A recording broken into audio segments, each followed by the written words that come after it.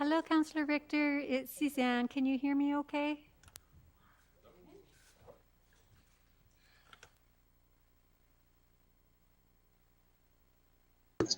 It would help if I unmuted. I hear you just fine. Can you hear me okay? Yes, that's great. Thank you so much. Okay, thank you.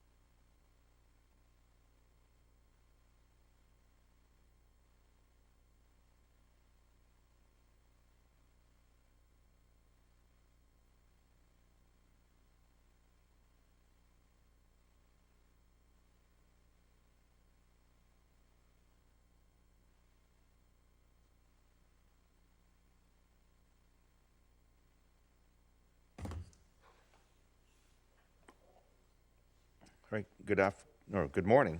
I'd like to ask the clerk, there are several members of council that aren't here, that don't have their, or they're here and they don't have their cameras on. So Councillor Long, I think you can put your camera on. Councillor Kuntz is here, if you can put your camera on.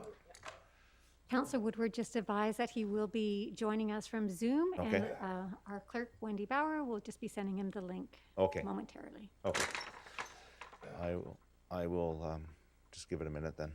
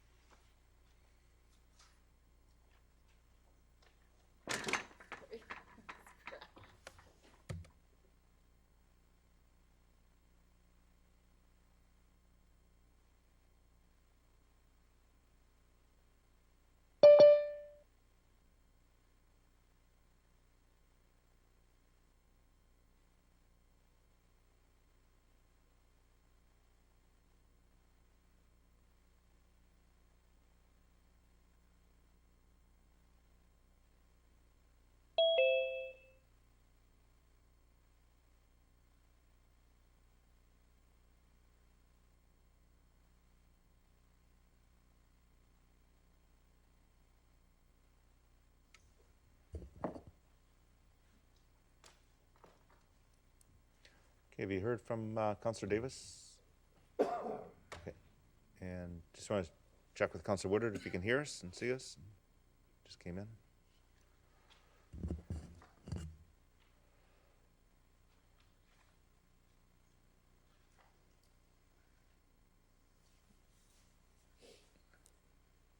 Councillor Woodward, can you hear us? Yeah, I can hear, but I'm having video issues. Okay. Okay, fair enough. I will then bring the special meeting of Township Council for budget purposes to order. And the first item is the adoption and receipt of the agenda items. Could I have a motion, please? Councillor Ferguson moves it. Councillor Arneson seconds it. All those in favor? Opposed and carried. Thank you. So now we move on to the draft 2022 operating budget presentation by staff. So I'll turn it over to Mr. Backen. Thank you, Your Worship. As we referenced before, we've now moved through the presentations. We had our initial primer some time ago. We've had the capital budget primer last session, and this session will start by going through the utilities, the user pay utilities, and then conclude with the operating budget itself. Again, what the outcome that we're looking for today is really to advance the process, with our next scheduled budget discussion being February 7th. Think about that date, right? Our next council meeting, again at the front end, and that meeting will be primarily focusing on getting feedback from council and some direction on council, so we can advance it in accordance with the slide that shows the timeline that was attached to the last two meetings, but it's also attached here at the end today. So with that, I'll turn it over to Sandra to kick things off, and we'll begin.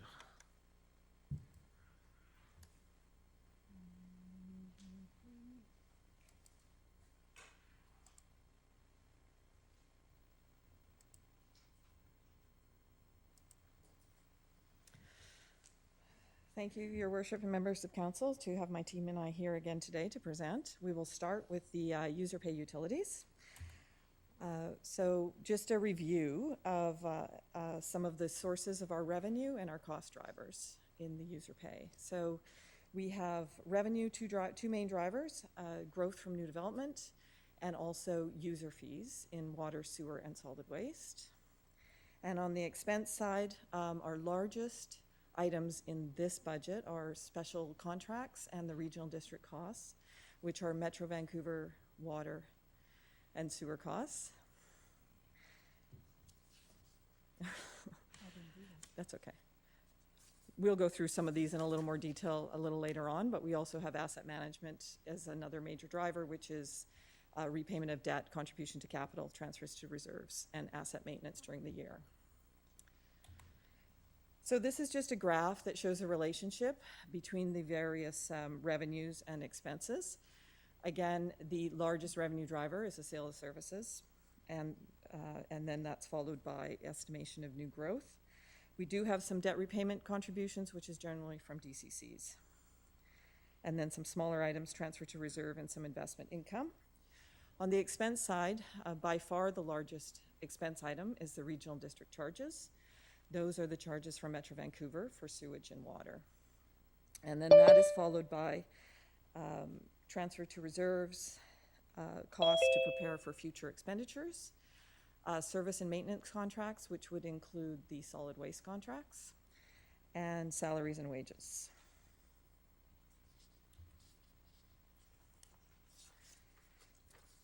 So our 2022 budget issues and challenges, these are general challenges that we have each year. Regional costs or regional district costs are somewhat out of our control. So these are the fees for sewer, water, and solid waste tipping fees that Metro Vancouver provides services for. And we'll see later on that we've seen some significant increases again this year.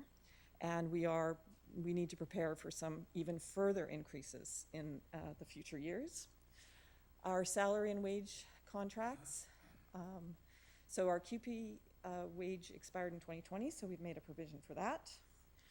And then we have operating impact of township capital. So those are capital that have been constructed by township and are now live and require operating costs, and as well from assets that have been contributed through community development. And then we have infrastructure costs. So we need to continue to provide ongoing support for the large quantity of assets we have and assets that we will develop in the future. So this was the Metro Vancouver charges.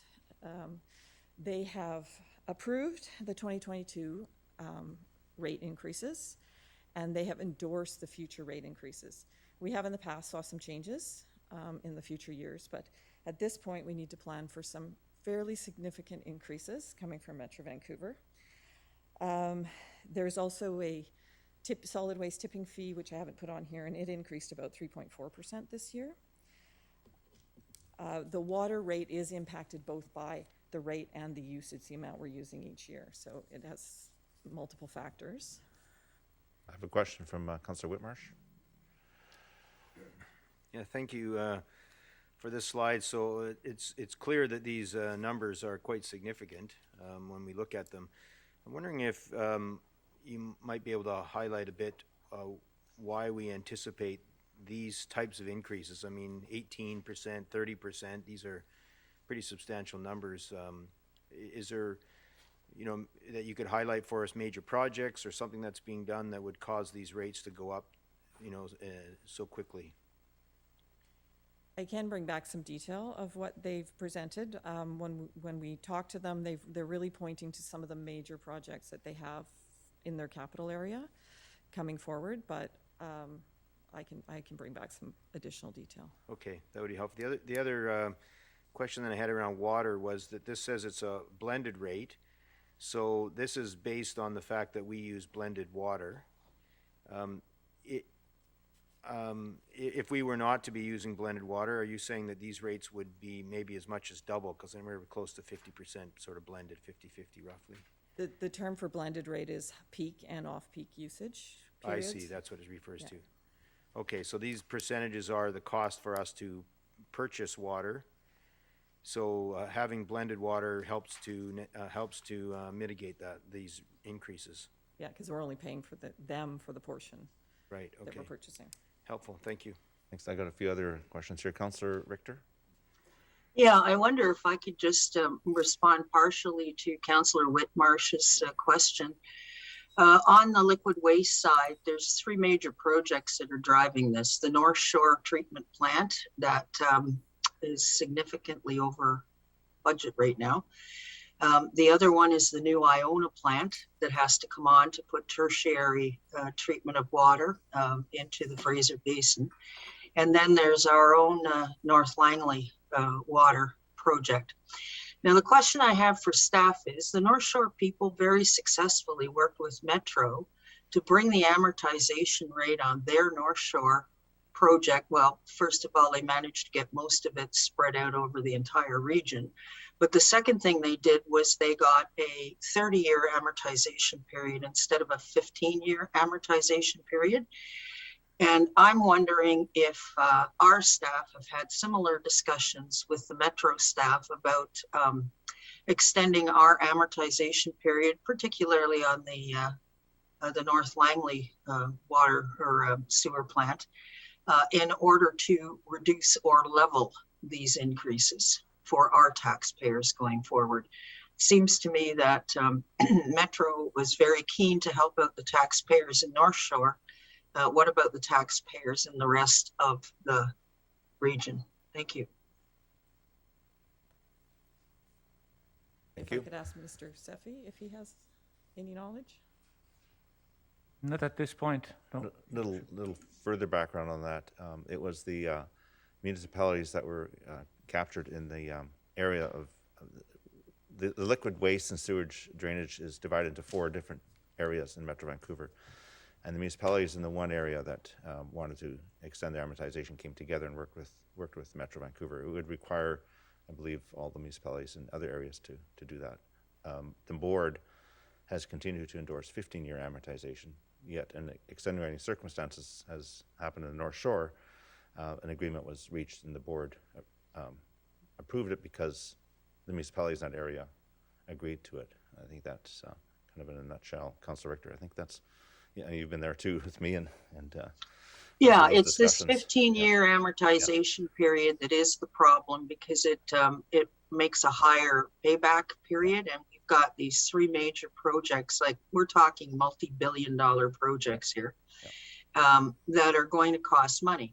The other thing that's happening at the Metro table is there's talk now of having one drainage district instead of 4, which of course is going to be an unfair situation for us. We've had to pay our own way all the way along, and now we're going to start underrating the costs of the other areas who now need replacement plants.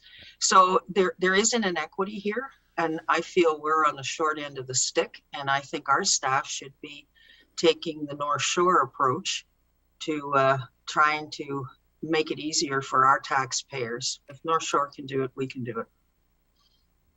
Yeah, and for a change in the was it Greater Vancouver Drainage Sewer and Drainage District would require unanimous from the municipalities to change the agreement that's in place now. So that would take some work, I think. And the council director, we've talked about that at the Metro board, and certainly I know I agree with you. It's not something we want to look at, but I believe it takes a unanimous approval of all the members of that organization. Okay, Councillor Ferguson. Oh, thank you, Mr. Mayor. Thank you. And Councillor Richter answered 99% of the questions that were put to regarding the 4 liquid waste districts, and also into one stage, which I think we're many, many years away from. We need to keep the newer infrastructure south of the Fraser in place before we go into other areas at this point in time and sharing the cost. There has been other things like challenges with getting drainage water into our sewage systems, and that's a challenge, but they're doing everything they can to resolve that. And there's one other point.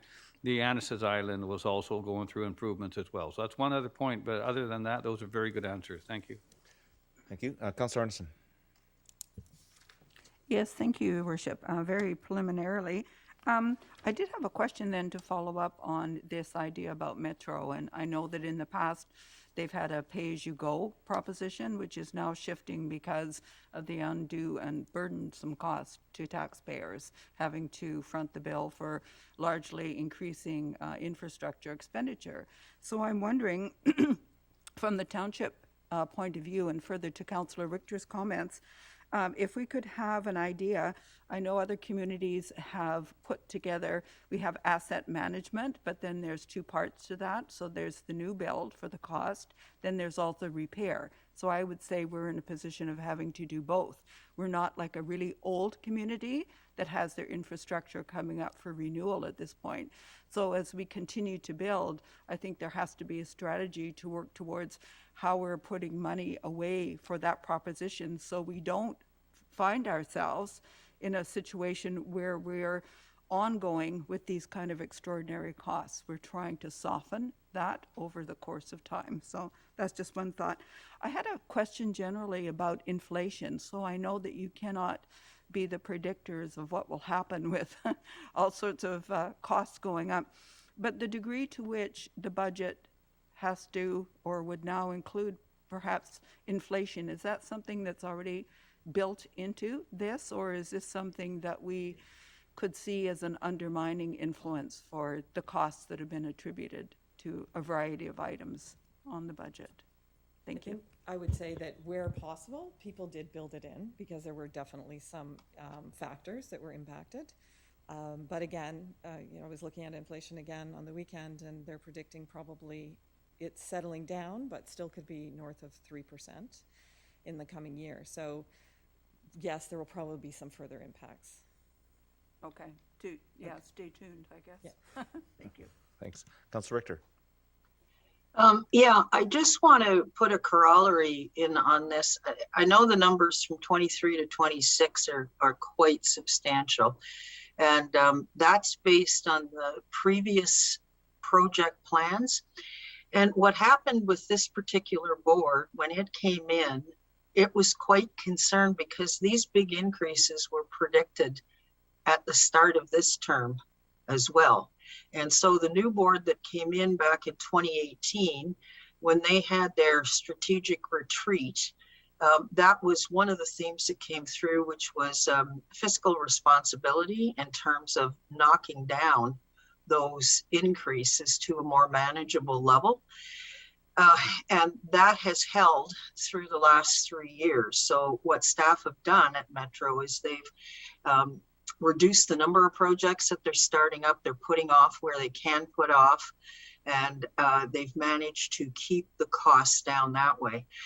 Don't forget, Metro will have a brand new board in December of 2022 after the election. And it depends on what the priorities of that board are going to be. And if the majority of the board come in and say, these are not acceptable costs, we have to bring them down, then the costs could very well come down to more manageable levels, like maybe 10% instead of 20%.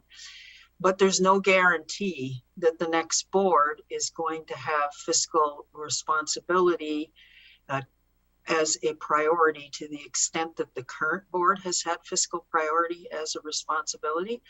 So I think we're well advised at this point to use these numbers, but I also think we'd be well advised to do what we can to fight at the Metro table to try to bring these numbers down. Thanks. Thank you. That's, oh, I've got one more. Council Long. Yeah, well, we're kind of digressing here a little bit. I mean, we have members of the board here on the council that should be having this discussion with other board members. But if they've done this fiscal responsibility, which is what I've just heard Councilor Richter say, I guess that means that they lowered the rates for 2020 and 2021 and 2022 to try to make it look better, which is also inflating the rates from there on, because someone's got to pay at some point. And I guess the question is, when you use those terms, fiscal responsibility, are you trying to say that these projects are not required? Because we do have to provide these services for the region. There's no getting around that. So really what it is it's a hard bullet to take, but it has to be done. These are projects that need to be accomplished, and by softening it for the last 2 or 3 years, which is what I think the board did, it's inflated the prices further down the road. So we're gonna have to pay sooner or later, and I think if you pay later, you're gonna pay more, right? So anyhow, not much we can do about it at this table, is there? We send a couple of board members to the table, and it's for them to work it out with the rest of the region. Thank you. Well, yeah, Councilor Richter is correct. It was fiscal responsibility was a big part of the decision, and staff went back and reviewed their capital projects, which assisted in you know, a little more scrutiny, I guess, and prioritizing. But at no point is there a desire to have the infrastructure deteriorate. So, and also you've got to bear in mind that there's more regulations coming from other levels of government regarding the effluent that goes into the ocean, into the system, and that's increasing the cost to Metro Vancouver in bringing the plants up to that standard, the tertiary standard. So all of those things combined, certainly I know the board, with varying factors, and COVID was one of them too, was you know, how do we be more responsible with the funds, but recognizing that these have to be done. So staff have done their job, but I wouldn't say it's doom and gloom. I think we're working through it as a region to come up to the standards that are being imposed on us, which aren't bad standards. They're good, but it costs money. So, all right, I'll turn it over to staff again. Thank you. The next set of costs are those of the operating impact of capital projects that have been completed and put into service. So this year in sewer will require an extra $109,000, and in water a little over $400,000 to operate those projects. And further, there's assets that are provided by developers during development and turned over to the municipality, and those operating costs will be $28,000 and $15,000 for water and sewer respectively. So this is a bit of a general slide on our infrastructure costs. Sure, Councillor Ferguson. Yeah, I have to ask you this question. I know that it's probably an accounting matter. You've got some things down to like, is that $90? Is that what that is?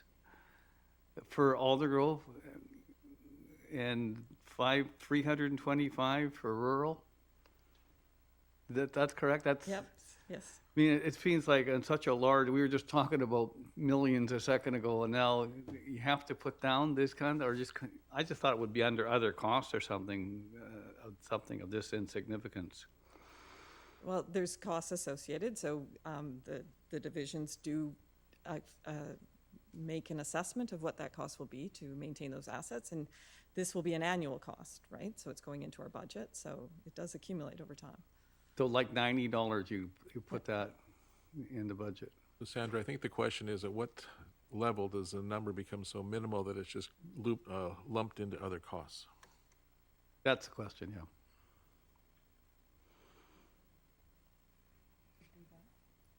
I guess we could reduce that, you're right, and just lump them into other. No, I was just curious. I Divisions provide us with the details, and we accumulate them, but yes, we could just reduce them.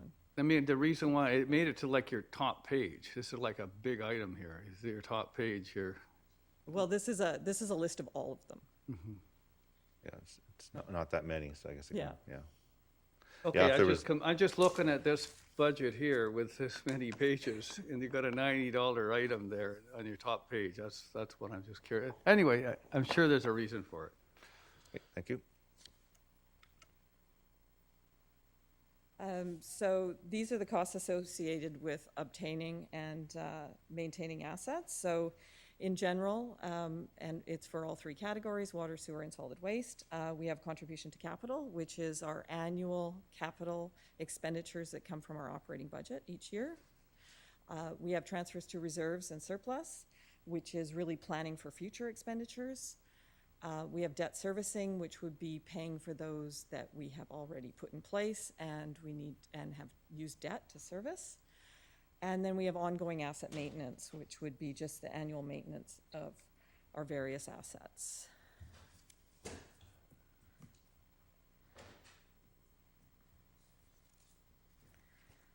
So we'll walk through the budget changes for the year.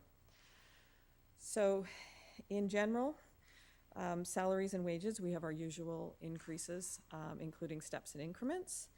We have some additional changes in salaries and wages, which are specific, related to specific program changes that we're making. And those are in line with our generally what we see in those areas. In service contracts, we have various areas where we're having an increase in costs. A lot of this is to do with asset maintenance. Then we have the regional district costs, which are the Metro Vancouver costs of $311, $581 respectively in water and sewer. Separate from that is the waste organics collection and disposal contract, which is a separate contract, so shown on a separate line in solid waste. Have the operating impact of township development and capital, as discussed, 429 and 125. We do have the Jericho Phase 1. We're on a payment plan, so we have some additional interest, which is coming from the principals coming from DCCs, and the interest comes from user pay. Admin overhead, which is just an allocation out for IT, finance, and HR to back to our universal operating budget. Supplies and other is miscellaneous expenses, including vehicle charges, etc. Then we have the rate adjustment stabilization. So this is a transfer to and from reserve where we've, over the time, have tried to stabilize some of our rates that we're seeing.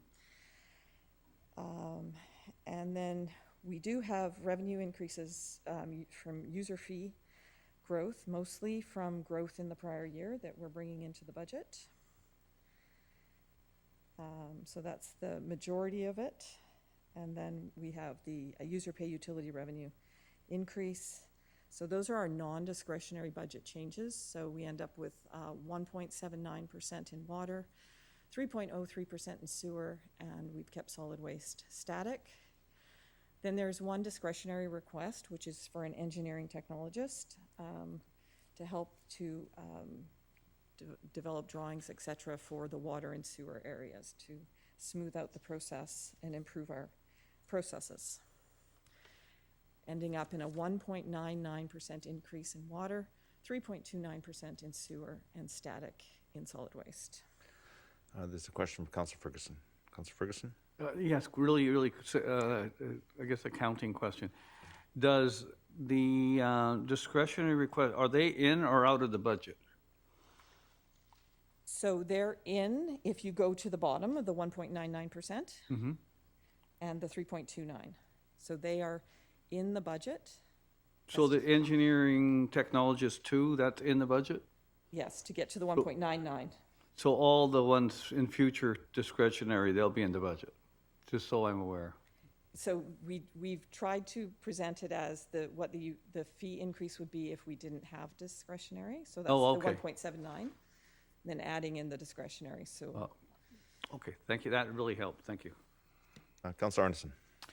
Yes, thank you. And I'm trying to understand this discretionary request that's here under water. So I'm wondering, is there a way to make an assessment as to whether or not this is just due to growth? I know a percentage of it is just due because we need to have a technician in addition, but is there a way to apportion if we would have needed this?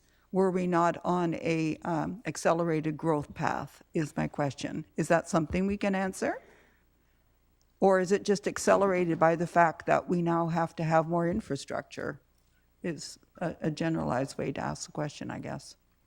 Thanks. Your Worship, I see Mrs. Ruff looking at me, so I'll take a stab at this. Your Worship, it is, I guess, common knowledge that the township has experienced growth, significant growth. I think one of the highest growing municipalities in the region for the past few decades, actually. So this is one of those that, I guess, relates to the growth, but I can also advise council that this is one that is really genuinely believed to be needed, because every year, I'm sorry to say that we have not been keeping up with the growth throughout the past, I guess, couple of decades in terms of the resources that are needed to manage the assets that we accrue as part of the development process, because as was referenced earlier with respect to the costs of operating the assets, we do need resources in terms of staff that are qualified, in particular with respect to the water system and the sewer system, to manage and operate those systems. So this is one that was really believed to be a necessary request at this point.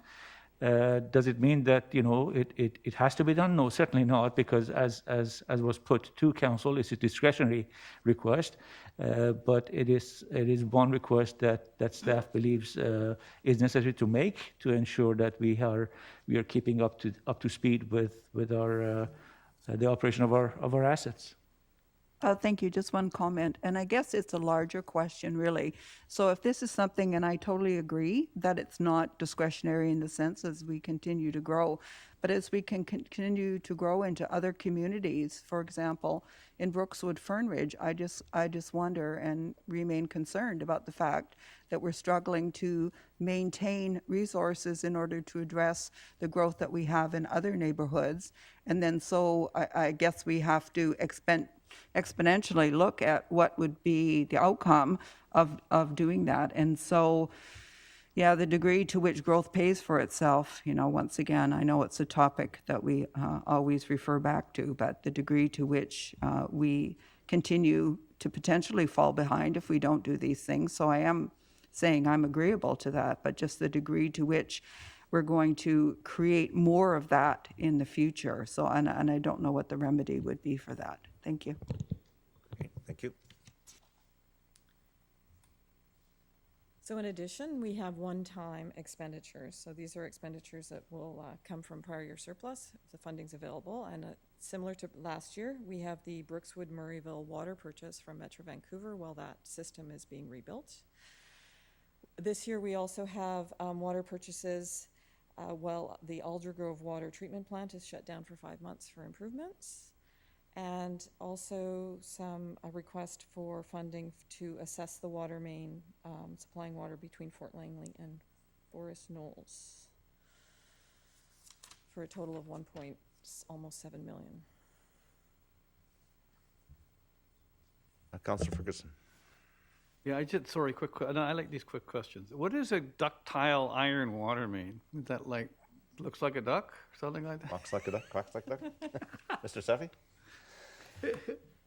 Your Worship, this is a common material that's used in water mains across I guess, not just local governments in North America, but all around the world.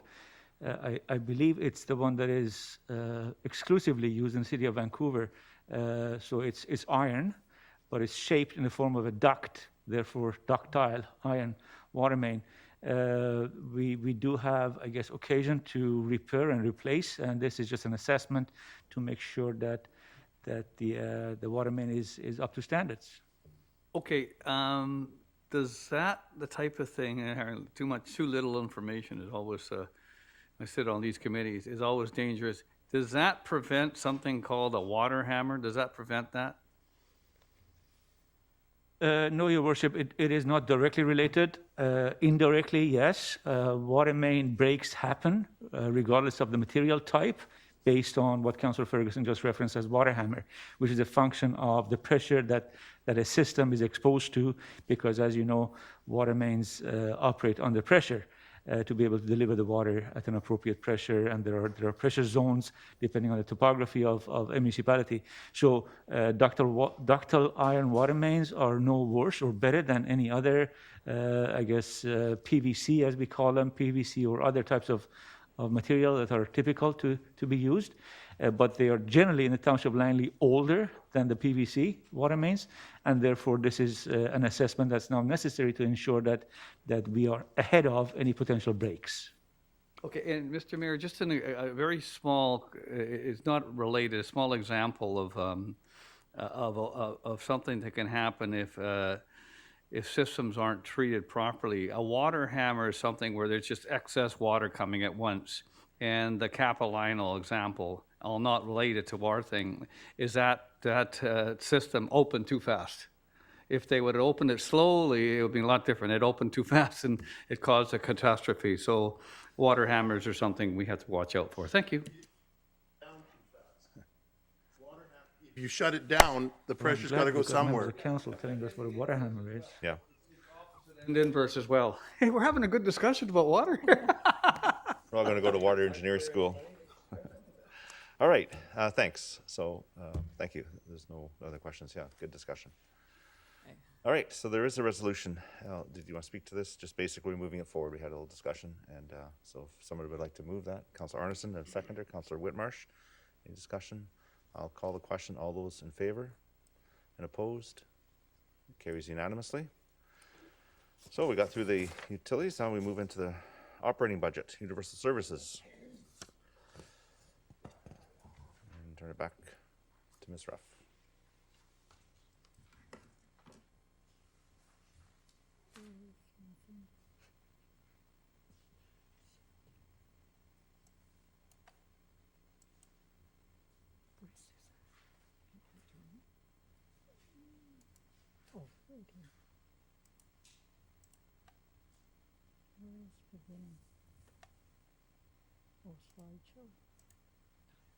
Sorry, technical problems. So we just start with a budget timeline, and I had taken it out of the previous one because we're trying to stay on the same budget timeline for both. So this would be the draft universal and utilities operating budgets today, and we hope to come back for additional requests, information on the 7th of February.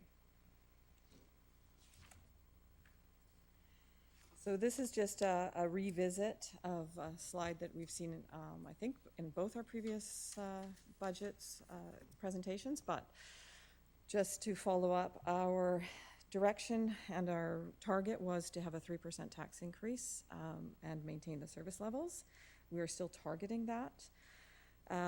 Just the economic context, again, COVID and where we are with recovery, we've still tempered our expectations on some revenues. Again, as was referenced earlier, we do have inflation and supply chain issues. We are at around 3.8% and looking to heading into 3%. And again, some of that's taken into account. Obviously, we weren't able to take all of it into account because trying to maintain the 3% budget level. And to maintain the 3%, what we have proposed is a reduction in our contribution to capital of $500,000 and to use the Restart Grant up to 7.6. So the first thing we'll look at is the items that have been referred to the budget by council during the year. September 30th, the firefighters did a presentation, and we have requesting additional staffing. So we've included 6 firefighters starting in July 2022 in our discretionary base budget. In an amount of $272,000. There was also, on October 4th, council pre-approved a fire prevention officer, which for almost $162,000, which is included in our base draft budget. There's a Foundry Langley contribution that was approved and has been included in our base budget. The Salmon River floodplain was from discussion on December 13th. And this was pre-approved and is included in our 2022 one-times for $50,000. And CPC referred to the budget deliberations $50,000 for social sustainability strategy, and that has been included in our 2022 base budget. Okay, I've got some questions. Maybe we can just stop now to go over these slides. I'll start with Councillor Whitmarsh. Thank you. My question is around the request for the additional firefighters. The amount that's there, just wanted to check that is approximately 50% of the annual cost. So in 2023, we would have to add another $272,000 to the base. Is that correct? That is correct. Okay, thank you. Thank you. Councillor Kunst.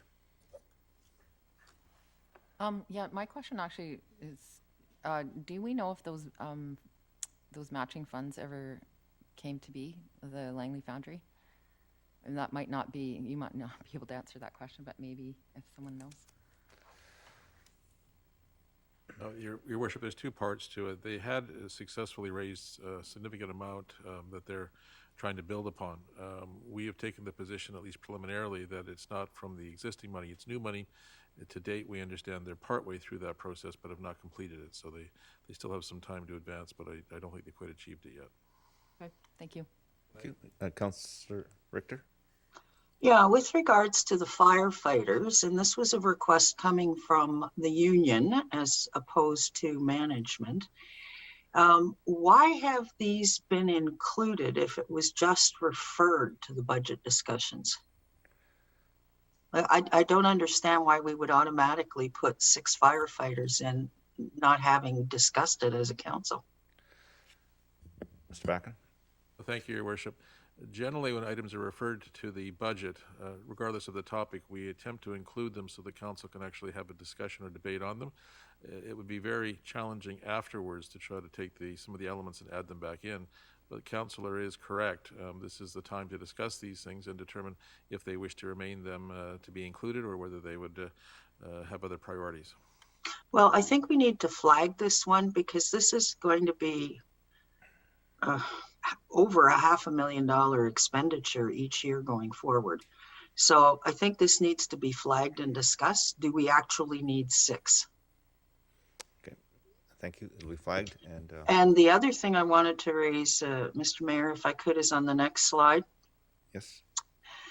The Salmon River floodplain, that motion was amended to include environmental. Yes, so that would be included in that 50,000. Yeah, so could we have the amended motion used in the materials going forward? Yes. Great. And again, with the social sustainability, referring to the budget process doesn't necessarily mean absolutely doing it. It's referred for discussion. So this one should be flagged as well. It will be. Thanks. Thank you. Okay, that's questions. Thank you. And again, similar to what we did in utilities, a quick review of our major revenue and expense drivers, very similar to utilities with a few exceptions. So we have property tax revenue from growth on the revenue side and also user fees. A lot of these are from development and recreation in the user fee category.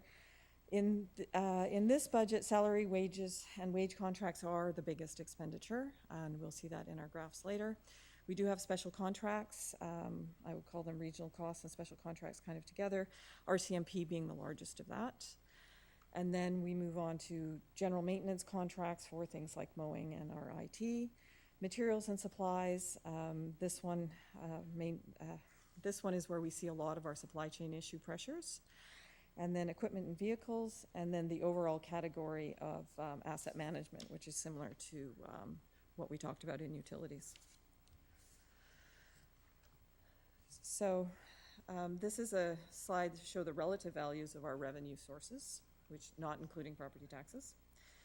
The largest is the transfer from reserves or surpluses. And in this case, which is down near the bottom, in this case includes the restart grant in that category. And then that's followed by sale of services, but that bar has been impacted by the recreation revenue reductions. And then the special levies line also includes the library levy because we kept collect that as a separate levy. Expenses, as discussed, salaries and wages far outstrips everything else, and it is the single largest expenditure, followed by the special contracts, which is the RCMP contract.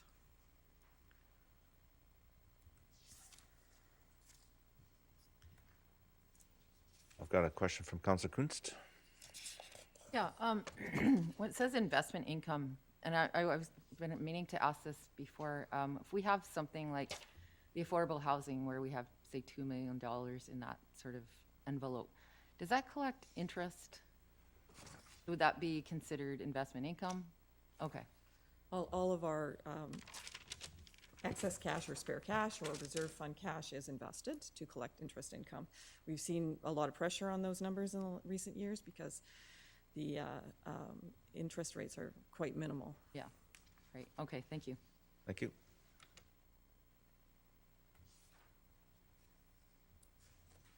So just a similar slide as in utilities, but obviously different pressures.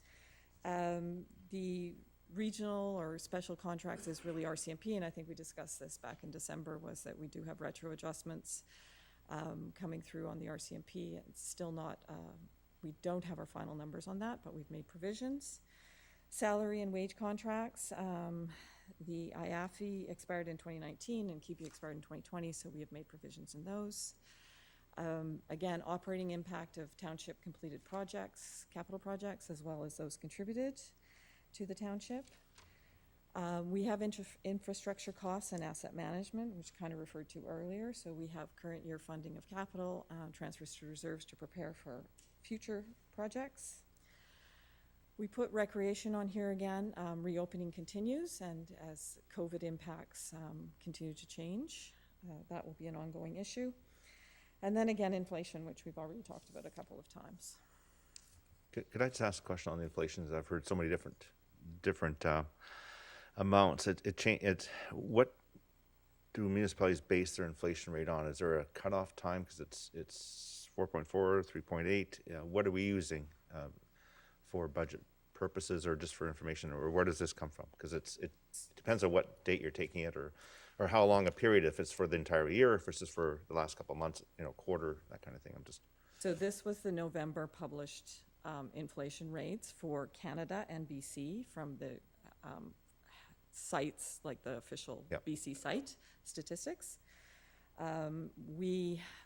When people are compiling their budgets, they are trying to look at where their increases are going to be. So they have to base it on those. I mean, we've talked about before that MPI is different because we have a different supply package than normal household consumer would be, which is what these are based on. Yeah. But So that's based, so December based on the year? yes. Okay, great, thanks. Councillor Ferguson.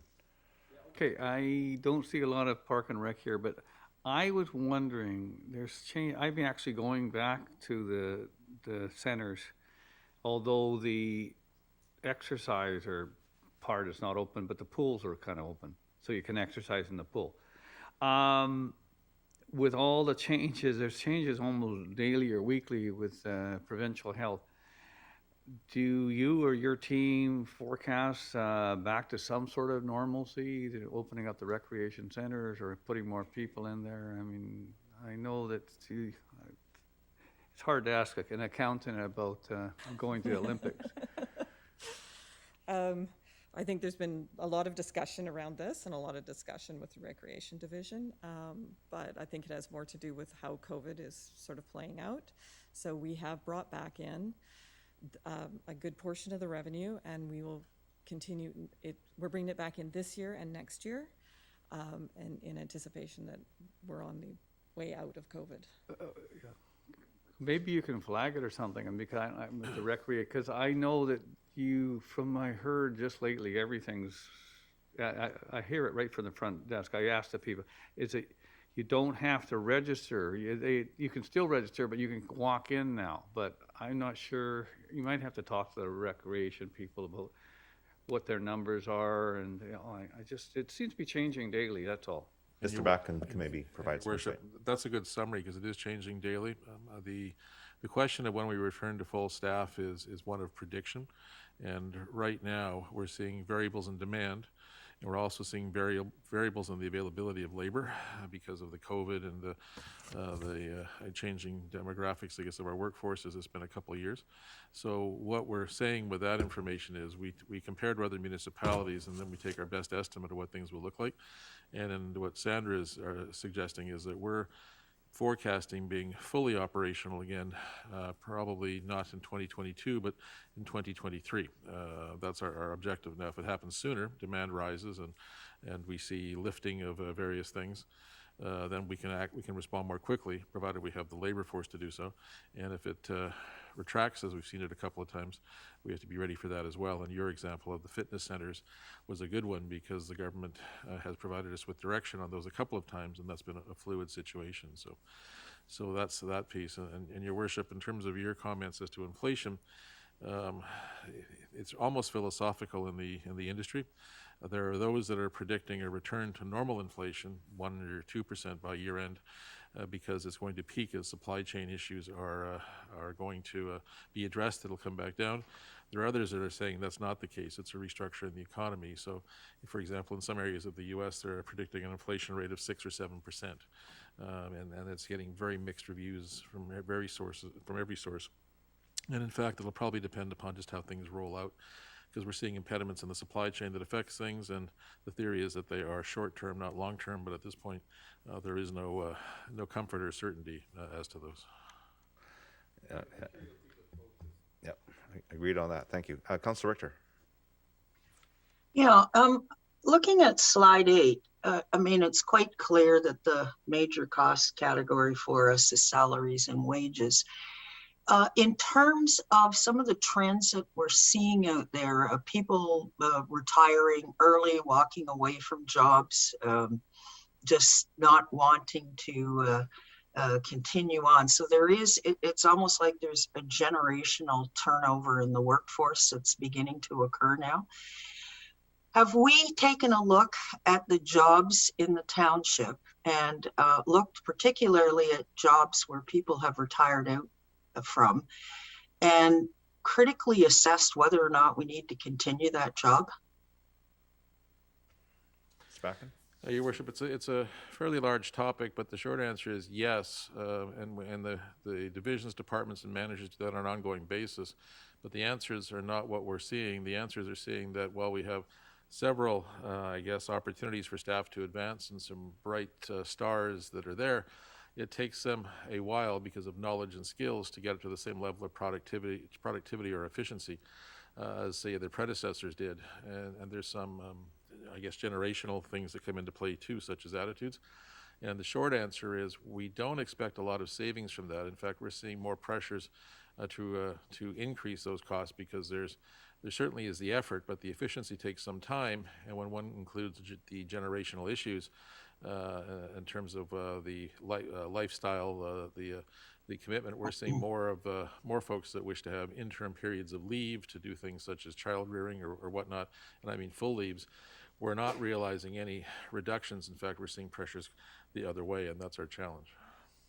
Okay, so is there an opportunity for us to focus in on this particular cost category and with a little more critical assessment? No, And I'm going to the point, like one of the slides said that we wanted a 3% and we want to maintain services. Well, maybe it's time for us to start questioning the maintain services part of it. Because it's clear to me that it's an employee's market out there. And in order for us to be competitive, we're going to have to be paying more salaries and wages. And I'm just beginning to wonder how sustainable this is for us in the long term. And Your Worship, that's actually a very good focus because with that qualification, we're actually seeing the issue as being what service levels or what services do we wish to actually deliver. And from our previous sessions, we're taking it for this year anyways, and I emphasize this year because it's up to Council's direction, that our direction was to effectively maintain as close to a status quo as we could, where we had some efficiencies, where we could achieve some efficiencies to do so. But that does beg the larger question, are there services that we're providing that Council feels we need no longer provide, or that we could actually reduce the service levels, such as a shortening of hours or a shortening of the duration of those sorts of things that we could actually look at, if that's something Council wished to entertain?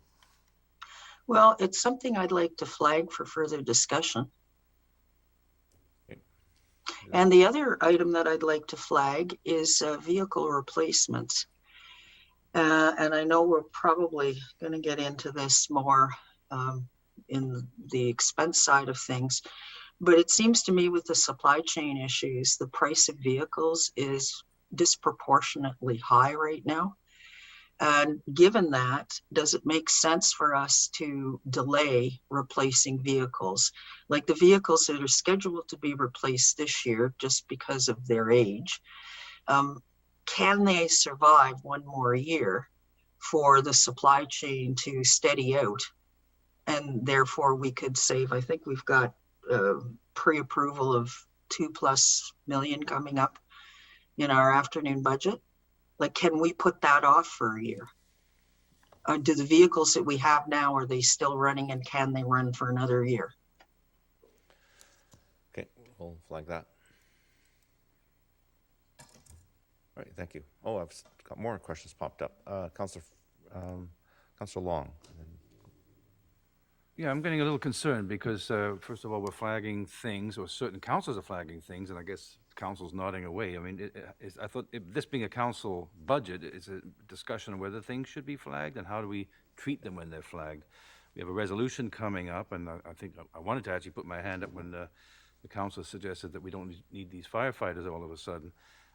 So I imagine that there needs to be motions made by members of council to remove things from the budget at this point, because they're sitting right here, right? The second thing that I'd like to comment on is that this idea that the council can manage the vehicle fleet better than staff comes up every budget. And every budget we get the explanation that this is the fiscal way to do it. This is the best way to do it. And yet we continue to want to micromanage into these things. So I guess, Your Worship, we're nodding and saying, okay, and maybe that's fine. Councils can have their comments. But I hope that we're not taking that, that staff are not going to take action on these comments, because I don't think that all of council would agree. Yeah, so I think it's fair for council to ask questions and have these items flagged for more information. That's what this whole process is all about. And yes, you're right, it does boil down to motions of council at the end. But at this point, I think today's purpose is to go through and have this discussion and flag these Okay, for but comment. to be clear, though, Your Worship, then there will need to be specific motions made by specific councillors to adjust this budget. Because I don't agree on most of the comments that have been made. It's fine, I guess, to that's wave how a we'll do flag, it. but that's why I'm actually waving my flag. Yeah, that's how it'll be done. Councillor Ferguson. Yeah, thank you. That was the waving the flag. That was good. I did have a question before, but as far as flagging, I mean, we've been flagging for as long as I've done budgets. I mean, it's just an idea to ask questions and be transparent. And Yeah, I mean, been each established. budget can be complicated, as you know, and it's good to ask questions. I mean, like the example of you asked about inflation, I asked about recreation. Those are things that staff will just give us Okay, up so- to date. so My we have a question question. is, Yeah, here we we go. have to move Did along. we not, a few years ago, if I may through the chair, decide to extend our placement on vehicle policy? a few years ago, maybe more years than I thought. Mr. Safi? Your worship, I don't recall a policy to that effect. Okay, was there Have to check. anything that we did a few years ago as far as extending Miss- a year or something? Yeah. I'm not even sure. Maybe Mr. Backen. I know there's been discussions in previous years, been pointed out, and staff come back with information. So, Mr. Backen, maybe you can. Your worship, I'll start it off. It's certainly a worthy question to discuss and to review. Going back over the years, I think there's been adjustments to the supply or replacement of vehicles depending upon the vehicle category or type. I think at one point what we may be referring to was there was this process where I'm going to use an illustrative number, I'm not sure it's correct. We do it every 4 years, and that was thought to be something that was too prescribed. So we did a bit of an analysis going way back that said, well, some vehicles are 4, some are 5, some are 6. It depends on their maintenance and the type of vehicle they are. So fire trucks, for example, Yeah, because that's the way right, they're fire constructed, tend to take a longer horizon than, say, do some of the other ones. What we're facing now in this environment is the lead time for orders is now quite a lot different. So one of the questions was, well, if we're replacing vehicles, do we need to replace them this year? Generally speaking, if we're saying we're going to replace them this year, it means we're ordering to get them next year. So there's a built-in delay time that we're actually experiencing in the industry as to how long it will actually take for them to arrive. And that's the ongoing challenge, is predicting when you must place your order, because that can be very different, say, from a dump truck to a fire truck to a tractor mower type operation. And that's part of the complexities we're trying to wrestle with. Thank you. Yeah, I just wanted to comment, and that was an example, because I know that in compliments to the fire department, they actually did have a pretty good system where we've now got a lot of new equipment, trucks and equipment in our stations where there's lots of foresight on that, and we're well ahead of other departments on that. Thank you. All right, thank you, Councilor Richter. Yeah, Mr. Mayor, I just want to make a comment on the process here. And I, for one, do not appreciate every time I raise something to have another member of council question whether or not I know what the hell I'm talking about. I do know what I'm talking about, or I wouldn't be raising the question. Yeah. I also want to say that this is supposed to be a council budget, not a staff budget. Now, if we sit here like lumps on the log and don't ask questions, then it's not really a council budget. And that, I think, is what Councillor Long is suggesting we do. We're not the experts here. Yeah. We should just not say anything. And that's wrong. Okay. And if that's the approach that Councillor Long wants to take and thinks if we I could should take, interrupt. that I'm going to say right here and now, I'm not supporting this budget. I will vote against it. And I won't ask any more questions to If keep I him can happy. interrupt, I did clarify for Council Long and for members of council what the purpose of this meeting was, and it was for us to ask questions and to flag.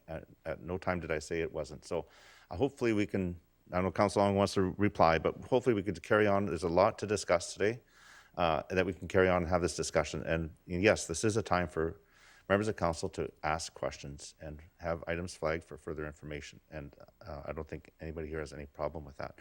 And I would ask all members of council to, just let's do our job and as we each see fit. And others may see it differently than others, but we respect each other's point of view. So, Council Long, okay, hand went down. Good. So let's move on. We've got a lot to cover, I think, in the next few minutes, and then we do have another meeting at 1 o'clock. So let's move on, but certainly don't want to stop anybody from asking questions. So just some additional budget context. So we've included a growth rate of 1.5%. Our actual growth rate in 2021 was 1.38%. We have assumed a portion of the revenue from recreation facilities and programs will return. Again, we've discussed this, the COVID impact. We do have supply chain disruptions, so there is some impact on pricing, and it could be difficult to obtain some goods that we'll be requiring this year and may delay those purchases. And adjustments have been made for items that were previously brought forward to reduce the budget, which includes the $500,000 reduction in CTC and the assumed usage of the Restart Grant.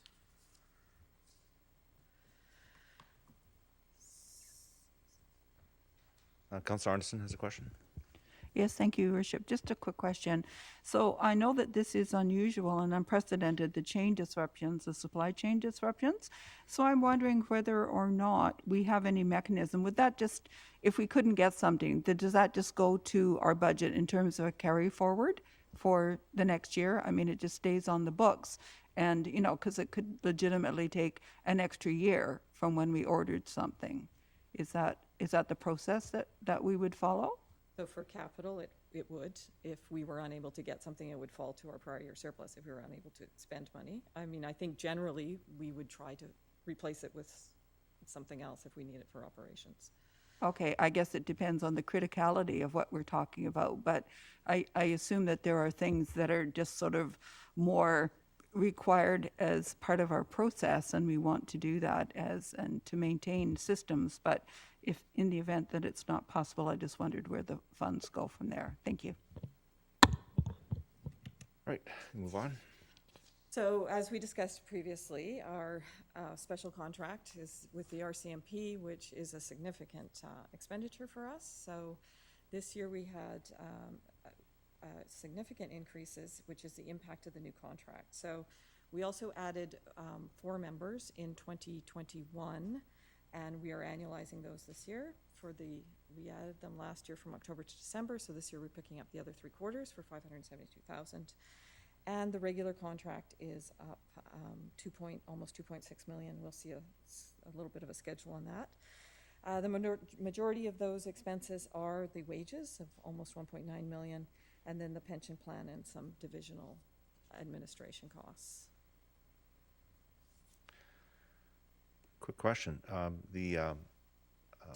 Surrey going to a municipal police force, is there any way that municipalities that are served by the RCMP and will continue to be served by the RCMP have factored in the costs attributed to green timbers and the overall E-Division management? How is that going to affect us? Has there been any analysis of that? Your Worship, sort of 2 parts to that. The physical infrastructure, we understand, is to remain for the foreseeable future. The actual, staffing becomes the more difficult thing to ascertain, and that's because there are going to be regional teams still in effect, and Surrey has indicated a desire to remain part of those teams. But that means their cost-sharing proportion could vary depending upon their relationship with the RCMP. And to the extent that varies, if it is to vary down, that means the other remaining members of the teams, if you will, those municipalities that are joined, that are RCMP, will see a fluctuation in those charges as we go forward. Now, the analysis that I think Sandra's presented is based on the best information we have in terms of taking the totality of what we think they're going to be, but you're quite right, there could be some variability as we go through. Having said that, that variability is usually something we can accommodate through the significant amount that are invested in the RCMP. So if it's within certain margins, we're fine. If not, we would then have to look back at our RCMP reserve to make an adjustment to that for the year in question and then budget for the next year. Okay, thank you.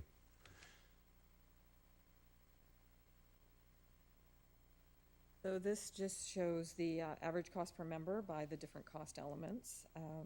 Obviously, salaries being the largest one and also the one with the largest increase. So overall, we went from 177,000 per member to 191,000 per member, which is about a 7.9% increase.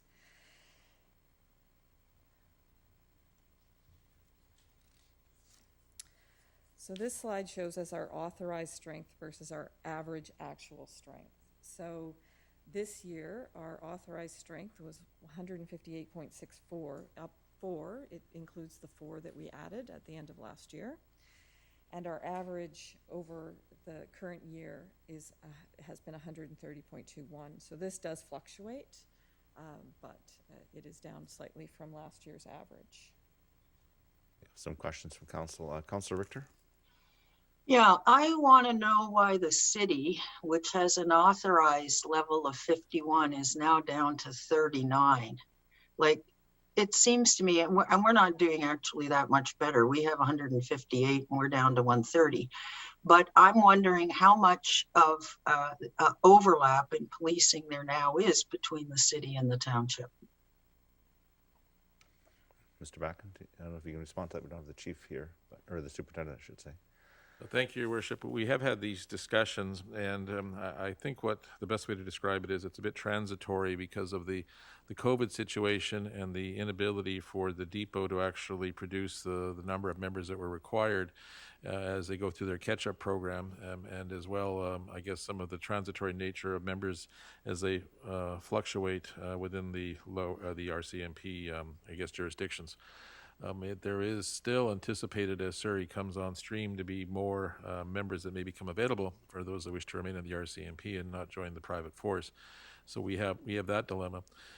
As we get into the specifics then of the city versus the township, I guess it really, we can take the township position is that we continue to request we get the members as soon as reasonably practical.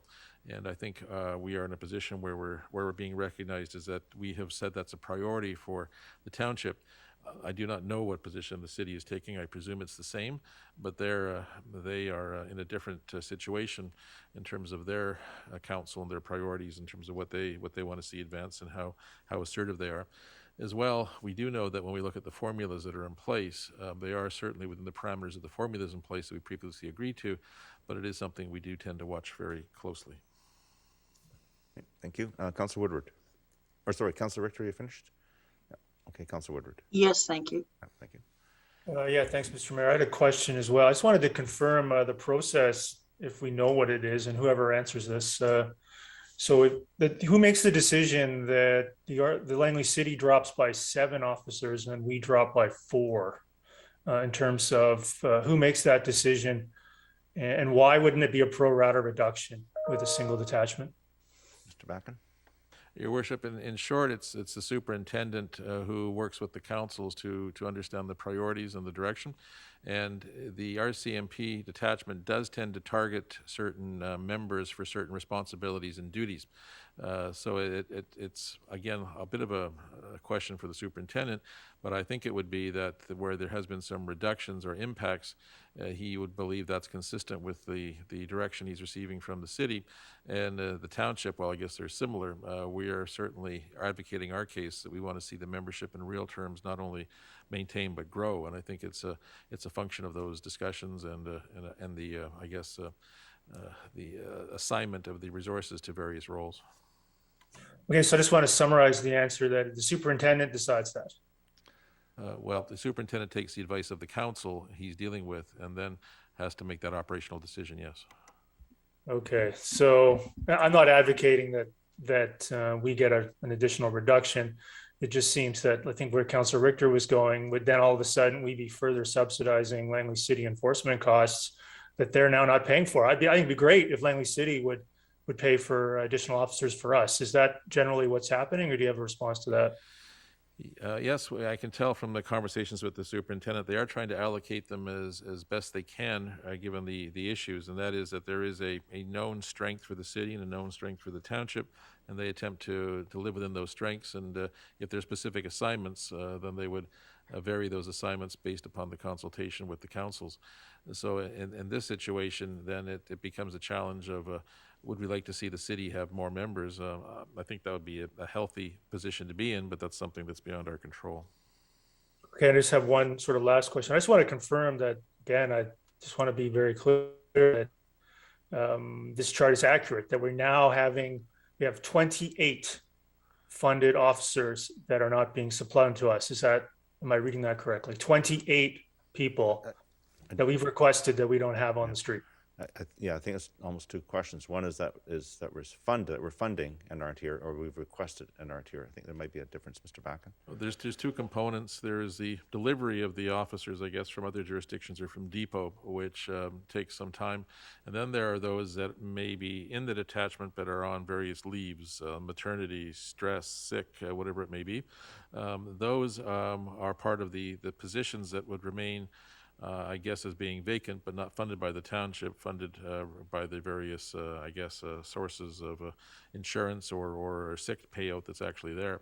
I think the detachment historically runs at an average for those numbers. Those that are on leave. So I would say that it's a bit of both. We're within parameters of our historical numbers, but we have not yet seen the full addition of the new members that are required, and that's something that continues to improve, I suppose, as the depot produces more officers. I appreciate the distinction, and I'll come back to that in a second. I want to follow up from the mayor's answer there, and I appreciate that. So the difference between requesting or funding 158 and how many actually end up on the street is 130. So, do we have that broken out in terms of, so I can be more accurate, saying that if we have 130 actual, how many are here but away on sick leave or vacation or maternity leave or whatever the issues are? Do we know that versus actual strength versus authorized, do we know how many people are here but not actually on the street today, as opposed to seeing 158 but only getting 130? So I believe we do. I'm not sure we have it at our fingertips, but I know we do know those that are on leave versus those that have been requisitioned but not yet arrived.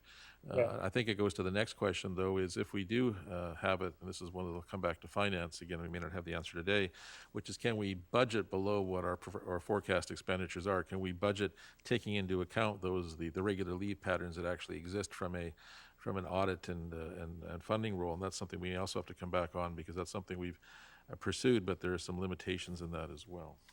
Yeah, and I can appreciate that. I think for me, I'll move on here, but I don't, flag or not flag, I don't want to get criticized for flagging things by Councillor Long. So I think for the end, I'll leave it for now, and we'll come back to it maybe at the next council meeting when the budget is on the table formally. But in the meantime, if we can get that information to be more accurate in terms of what's inside that 158 versus the 130, if we can get that. And to me, I'll just summarize it. It feels like a distinction without a difference. If we're funding officers and not getting them, I think that's the core issue. And if we need to fund more to get more, because we're not accounting for sick leave and maternity leave, and I think we need to revisit removing these officers in this budget when we're seeing a deficit that's increasing to this magnitude. Thank you. And just a curiosity, I did a quick math just on 2021. The city has 77.68% of their strength, and the township is 82.07. So we're very close, maybe a slight edge to the township on actual strength compared to authorized strength. But it varies every year, I'm sure. Probably varies every day. Councillor Whitmarsh. Yes, thank you, Your Worship. Just following in line with some of the questions that Councillor Woodward was asking, I do have some of the same concerns. Certainly noticing, in 2018 we were approximately 8 below authorization, and 3 years later we're approximately 28 below. So I do want that information. The distinction between why we don't have them would be really helpful, I think, for us. I have one question that falls in this line, and then one about the previous slide. So maybe I'll ask the first one, and maybe it's, I'm not sure if it's to Mr. Backen or not, but I'm wondering on the situation with Surrey, and you mentioned that some of their officers may choose to remain in the RCMP. Is that something that we would already be having conversations with them about our needs and recruiting officers that may come from Surrey? And is that something that other municipalities are also doing? I'm anticipating that we're not the only ones, only community that is short on our RCMP members. So would other neighboring RCMP communities also be looking to Surrey and actively negotiating with them now, trying to recruit those officers at the present time? Or how does that work? Yeah, the short answer is yes, it's being considered by the superintendents at the regional level. And if I'm going to use a very simplified process because it's a bit more complex than this, the Surrey policing numbers will reduce as the Surrey municipal police force increases. And those members that are in Surrey and no longer and wish to remain in the RCMP would effectively then be assigned to the E Division for reassignment, as I understand it. And that means that they could be transferred out immediately, but they tend to actually withdraw them back. And then they go through their own internal processes, because as part of the drawing them back, that's consistent with their policies and bargaining processes. But then they have to go through a posting process. So they can certainly assign new members. They can also assign some members of various experience, but they too trip into some transfer costs if they actually aren't careful. So then they go through that multi-step process where the superintendents may say, in the example here, well, we'd like 8 more immediately, and then they'd have to go through a process to post them to actually put them in those positions from the surplus officers, and that just takes some time. Combine that with Depot then, and Depot producing new members at the same time, usually it results in a mix of transfers versus new members coming in, so they get a balanced force. There's no timeline for us to know when we would have an idea of how many officers might be able to come from Surrey into the Langley detachment. Correct. Essentially, it depends upon how long it will take for Surrey to get up to their critical strength and the surplus RCMP members that generates, and that's something that's very much internal to Surrey at this point as they try to advance things, I'm sure, as quickly as they can. Okay, thank you. Thanks. I did have a question just on the previous slide, and it's maybe just a quick question, but are these numbers based on the authorized or the actual strength of our RCMP? So this is the cost per member. Of actual. Yes, but so it's, okay, so it is the cost per member, not per member authorized. It's on per member who's actually here. Is that correct? Well, Or is this on per member authorized? We budget per member authorized, but in theory, we will pay on per member actually here. Okay, so for 2021, it was based on actual, and 2022 is based on authorized? Is that? That'd be correct. I think what you're trying to say is 2022. So let's say it's 150 authorized, then you budget, the total number will be 150 times 190. If we end up getting 140, we'll actually pay 140 times 190. Is that what you're saying, Ms. Ruff? Yeah, so it's our cost per member, whether it's we receive them or not. This is our average cost per member. So Right, if we have okay. one officer, we'd pay 190 this year. We've paid 177,000 last year. Right, okay, but the 2022 is a projection, whereas 2021 is an actual. Is that, am I reading that right? They're both the same. The officer costs the same. It's only in the total budget. So 190 times, say, 150 is a set amount of so many dollars, and that's what we would budget for. However, at the end of the year, the budget there'd be an additional amount of money. Now, Mr. Backen or Ms. Ruff, that would go into the surplus. If say those don't show up, the money doesn't get spent. We keep that money. It goes into surplus Right, okay. for evening out in times of, like I was discussed by Mr. Backen, and especially as it's unforeseen what the future will be with the changeover in Surrey. There's a lot of unknowns yet. So having that surplus there is helpful because it'll help even smooth it out, I would think. Your Worship, another way to look at it is the cost per member, I guess, has been relatively constant, but then you'll see a significant jump. And what is that jump based on? And I think that's really based on our understanding of the changes to their bargaining environment. As you may recall, there was some pension issues and whatnot. So we're seeing that incorporated. And in theory, then, those numbers should reflect whether it be the actual or the forecast. This slide is simply intended to show that there's been a significant increase in cost per member of roughly $15,000 per member times the number you referenced. It's going to be something that we're absorbing in the budget. Right, okay. Just, it's interesting to note that the majority of that increase is in salary. Like, there's about a 13% increase in salaries for RCMP from one year to the next. Yeah. We didn't see that in previous years, so that's a significant increase. Okay, all right, thank you.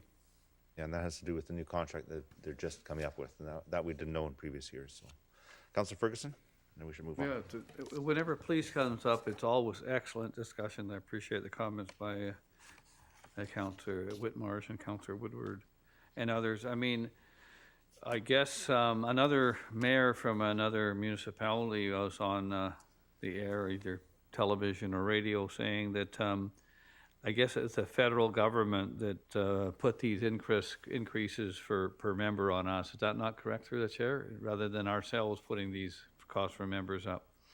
It's a contract with the RCMP, and they have their own method of, I guess, their agreements, their wage agreements, and because they've just recently, the last couple of years, formed their own union, and now the numbers are coming out this year. And that's what's causing it. So yeah, it's outside of us because we contract with the RCMP. We don't actually determine their wages. It's a contract. Mr. Backen? Is that?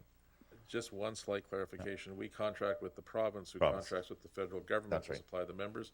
And they're providing us with a per unit cost, and they're simply saying that per unit cost has gone up because of wages and benefits provided to the units.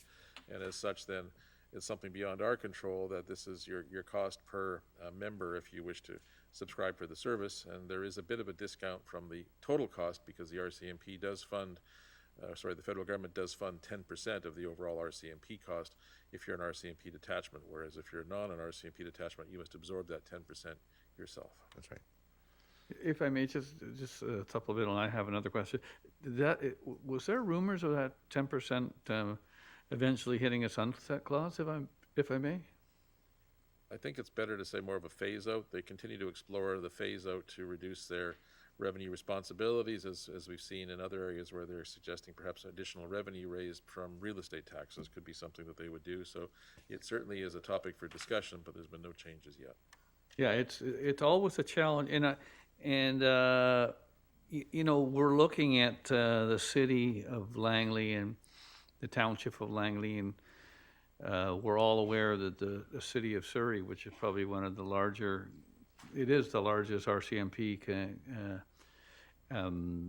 area, what do they call it, the detachment in the province, and I don't have their numbers in front of me. I mean, I'm not asking to flag that. I wanted to be criticized for asking a question, but you know, it would be interesting to know how many officers or so members are in different jurisdictions. I guess that's readily available if you could, but you know, again, you hear these rumors, I don't know how much are true, is that Surrey did not increase or just minimally increase their officers for the last 4 years. I'm not sure if there's any truth to that. I know there's lots of officers in Surrey already, but that would be a question that I would ask.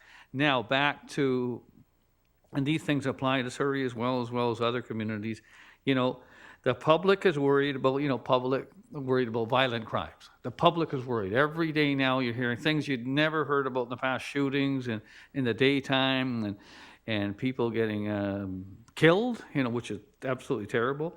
And also drugs and homelessness, all these things that probably many, many, many years ago we didn't hear much of.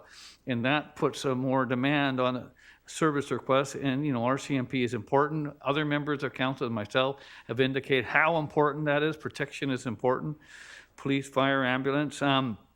It's how you pay for it. That's the challenge. And Alf said, so basically, if you look at, and I said this to Superintendent, I guess, Marsden, when he first came, he's interviewing all the councillors and mayors in the two jurisdictions, Langley City and the Township. And I said, you know, the difference is, it's not so many people, they live on they work on a formula, but how many people live there, and then they'll give so many police or RCMP constables or members. I mean, the reality is, when you have a 4, I guess, square mile or 10-kilometer area in the city there, I mean, where you have a lot of violent crime and other things. My question is there any chance that Mr. Superintendent Marsden can ask the city to increase their member population, because we are a joint detachment, if I may, through the chair? Okay, Mr. Backen? I think it would best to describe the superintendent as the messenger. I think it would be the Township Council's request that they increase their numbers. He could certainly do so if there was operational requirements, but he would be doing that on an ongoing basis in any event. I think the issue is more fundamental to the issue of the overall ratios and the crime rates that exist. So I think to have meaning, it would have to come from council. And I think the last thing is, I guess probably the only solution is a separate detachment of the city and the township. Anyway, that's just some things we've talked about. Thank you. Councillor Long, you have a question on this? Well, I want to make a comment, because this is the third councillor that said something about me telling folks they can't ask questions, and that's absolutely nonsense. But here I heard another discussion about the telling the city what they should be doing. So what I'm trying to say here, and I think it needs to be very clear, if you are saying things like you don't believe we should be maintaining services, if you don't think we need police officers, if you think we need to rearrange our fleet, if you think we need to tell the city what they should do, then these motions need to come out from these councils, not just be thrown around the room. So it is not that I don't want anyone to ask questions. That's what we're here for. So please, I don't want to hear that again. Thank you. All right, thanks. Yeah, we'll keep it to the, let's all keep it to the budget here and questions of staff to clarify. I think that's what we're here for. And certainly, let's move on. Just a quick question for you is about how much time do you think we have left? Because we're at 12:30, we've started at 1. We could start a little later if we have to, but I just want I think we have till 1 o'clock for this meeting. Okay, So yeah, okay. I think we'll be okay. All right, we'll carry on. Thanks. Okay, and similar to what we talked about in the utilities budget, we have a significant impact of the capital that's coming on stream this year, so that it totals about $400 and almost $50,000, mostly transportation, stormwater, parks, facilities. Then we also have the operating impact of assets which are contributed to this, the township from developers. This year it's about $543,000 in total.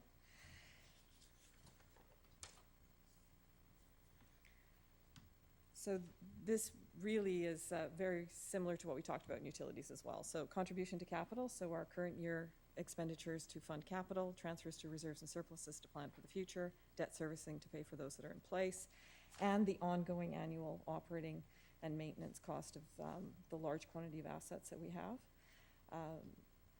So our total CTC contribution to capital included in this budget is $8.8 million, and that does not include the staff recommended reduction of $500,000 to meet our 3% target.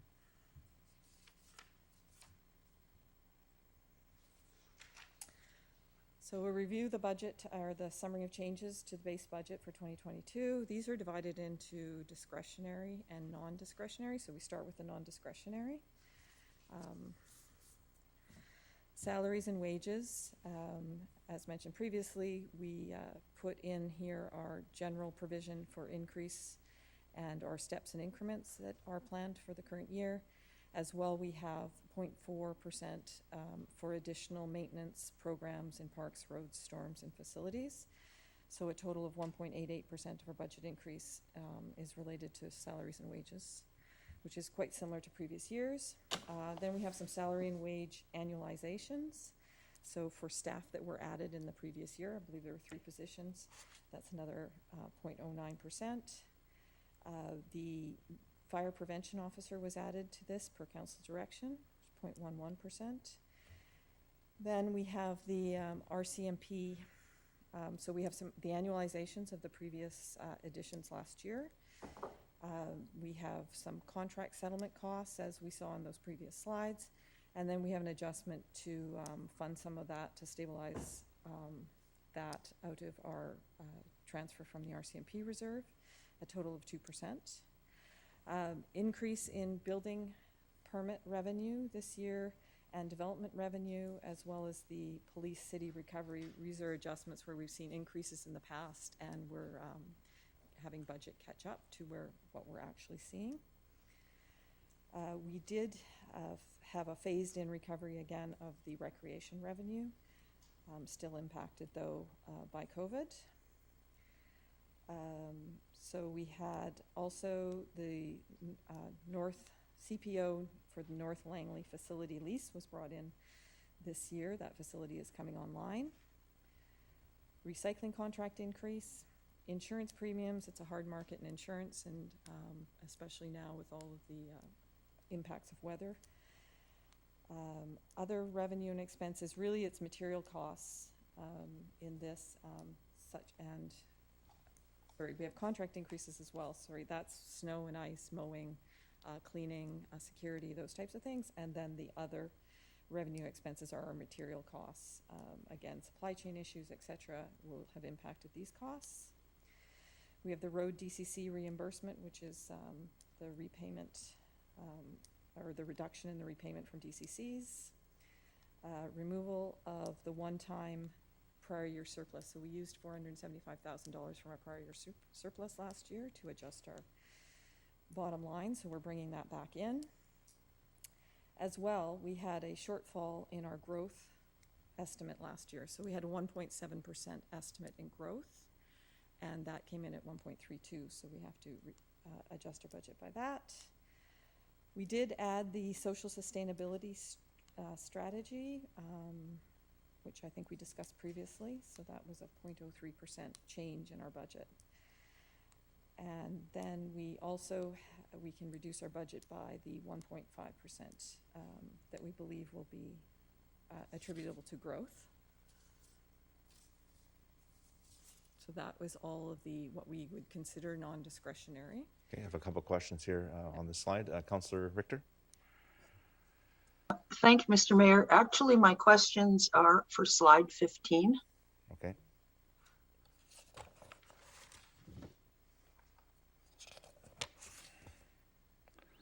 Great, go ahead. Yeah, I'm wondering, what is this Aldergrove Plaza cost? And also, what's an admin pool vehicle under police?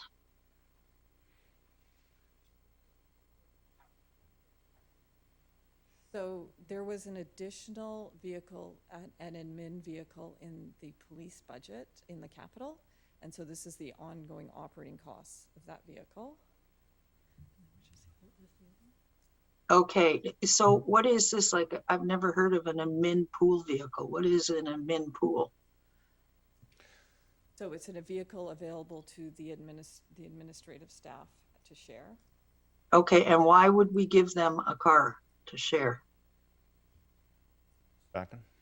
Your worship, I'm not sure it's quite that. It may be due with the bait car program that's actually out there. So we'll have to go back and revisit, because I don't think it's actually a matter of its use. I think it's a matter of its classification, because I don't know if we'd actually be providing a vehicle for the individual civilian staff. Okay, and the Aldergrove Plaza number there, 9,000 or 889? Oh, I think we took it out, but we haven't taken it out. Oh, yeah, that needs to come out actually. Okay, that's, Okay, thank you. thanks for pointing that out. Okay, thank you. Councillor Kunst? Yeah, my question is on page 19, the road DC reimbursement and then the removal of one-time use. So that's almost $1 million. Is that because we borrowed from that and now we have to put that back in?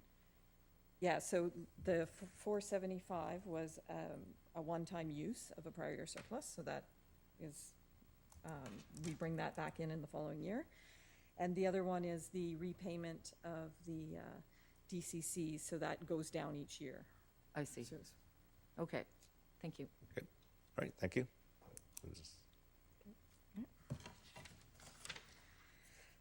So that left us at a 2.64% increase, and then we added some discretionary items. The first one's a corporate energy manager, moving this to an RFT position. The 6 firefighters, as we discussed earlier, has a 0.19% impact. Freedom of information specialist was added based on the volume of requests as the township grows. Safety coordinator, growth in the workforce relates to this one. Finance as a financial analyst for business improvement and internal controls. The IT security one is actually a contract, and it's to provide cybersecurity 24/7, 365. And then we are trying to grow back our capital infrastructure replacement and renewal reserve to plan for future. I think it was stripped out at one point, and we're trying to add to this a little bit each year. And then the reduction in contribution to capital that we had suggested to bring us down. I have a question from Councillor Arneson. Yes, thank you. It's specifically related to the Freedom of Information Specialist and the cost there. So I just read today that the City of Surrey, I think there's new provincial guidelines or regulatory changes that allow the collection of a fee for FOI requests, and so they're implementing that. So I wonder if that's something that if we're aware that either ourselves or other communities are undertaking as a best management practice. I do know that there's an accelerating cost due to these requests, and so it might help to defray some of that position cost. Thank you. Thank you, Your Worship. It's a very good suggestion. We estimate this to be the net cost at this point. Now, there are some processes we have to work through, but we are, yes, aware of the ability to charge. We'll have to make some revisions to our fees and charges program. That would be forthcoming, but we've assumed that would be acceptable, and we've tried to net out, given the volume that we're actually seeing, as we compare ourselves to other municipalities, we're reaching that same challenging point where we're large enough now, the volume of these requests are very difficult for a single person to handle. So on a net basis, this is what we estimate the change will be, subject to, of course, acknowledging that we'll be using the provincial structure for fees and charges. Thank you. Councilor Woodward? Yeah, thanks. So can I just get it answered again, what the safety coordinator is? And then I have one more question on this slide. So that is a person who works in HR with the WorkSafe. We've got an increased workforce, and there's increasing regulations and increased complications around workforce safety. So Okay, I just want to confirm, do we not, similar to like a capital project, do we get like a discretionary request sheet that would outline these positions, what department they're in and what their purpose is? Do we get those? Because you're reading from that. Can we get those? we can provide those. Okay, so because that would be helpful. I wouldn't have to ask and I wouldn't have to, try to remember. I know where the information is when I need it. So if I could get those for each one, and then if I could also get a confirmation of which budget or capital program is that reduction of contribution to capital within? That has not been determined. That was to bring to this table. So, okay, so I guess I'm a bit surprised by that answer. So we're generally going to, if council doesn't mention it again, what would you do? Mr. Backer? Your worship, that's part of the discussion and process. So if it was not mentioned again by council, if there was no direction forthcoming, then we would have to internally determine which projects or capital items could be, I guess, deferred or delayed or I guess, removed. I would simply note, though, in part of this overall number, it's a bit interesting because the reduction is 501, but the contribution to the capital infrastructure replacement renewal reserve is 250. So our net then is actually a 251 difference that the discretionary items are being levied from. Only point being is it's relatively modest, but that's the number we'd probably be focusing on. I just want to confirm that whatever category that comes out of that 500, sure, the net is the net, but we're attributing 250 to a specific annual operating contribution. The 500 reduction would be a permanent reduction in future years unless brought back in future years. So it would be undoing some of the increase in contribution work that's been done in previous budgets. We have budgeted to bring that 500 back in the following year. Yeah. It would be a one-time at this point to try to bring us to that balancing number. So going forward, we would try to incorporate that. I guess take a hiatus would be the best position, and then continue, and as well then continue with additional increases in the capital infrastructure replacement and reserve, renewal reserve. Okay, so I have just one more, unless Mr. Mayor, you want to stop me? I have one more question. No, you can carry on. I just wanted to point, while we're on this topic, maybe staff can go back to the other page where it's removal of one-time use of prior year surplus, 0.33%. So is that the same? We're removing it, we're putting it back in again. It's So almost, the following year, we bring it back yeah, in. okay. So, okay, I just want to point that out. Carry on. Can you point that out to me specifically? I'm not following Okay, that. so if we go to the previous page, Yeah. and if you look up about 4 lines, it says 0.33%, removal of one-time use of prior year surplus of 2021 Yeah. of 475,000. So I think that, and maybe the staff could provide a little more fleshing out of what that 475 and then this 501. It's almost a. So that was a use of prior year surplus last year to try and meet our budgetary objective. And so we don't have that available this year. We bring it back in. So we would do the same thing with the 501. We would bring it back into the contribution to capital in the following year. So it becomes an increase. Yeah, so if you can go back to the B1 with pages at 20, there we go, thanks. So just to confirm then that reduction of contribution to capital, that's kind of a one-year thing to get us to the 3.03. Is it fair to characterize it that way? Yes. Yeah, so then that's getting back to sort of some of the comments from the previous meeting, sort of building in a structural deficit that'll have to be addressed next year. Is it fair to categorize it that way? I think you're close. I think we could add 0.5% and take that out roughly, and add a 0.5% tax. I think it's coming back next year, the non-discretionary, or this will be back next year That's right. If you put that 0.5% in this budget, or the 0.34, be more accurate, into the next budget, not our budget. So, and I think, and you're right. So I think with this discussion today is flagging these things, you're getting more Yeah. information, then next time we'll come back. Yeah, just highlight that for everybody's attention. Sure. Thank you. Yeah, that's good. Thanks. Is that it or any more? Okay, Councillor Davis. Thank you. Just a financial analysis, business improvement and internal. Could you just explain what that is? Is that not is that not your job? Well, okay. Councillor Davis, shh, not yet, okay? Okay. So that would be an additional member of our team to work on business improvement processes, and particularly around reporting and working with some of the divisions. And also what's cut off of there is actually, should say, internal controls. More additional review of internal controls, trying to find efficiencies, et cetera. So that's a full-time position? Yes. That doesn't just come at budget. Okay. We haven't had one of those before. Well, we've internally looked at it, like each head, but now there's one person that has that.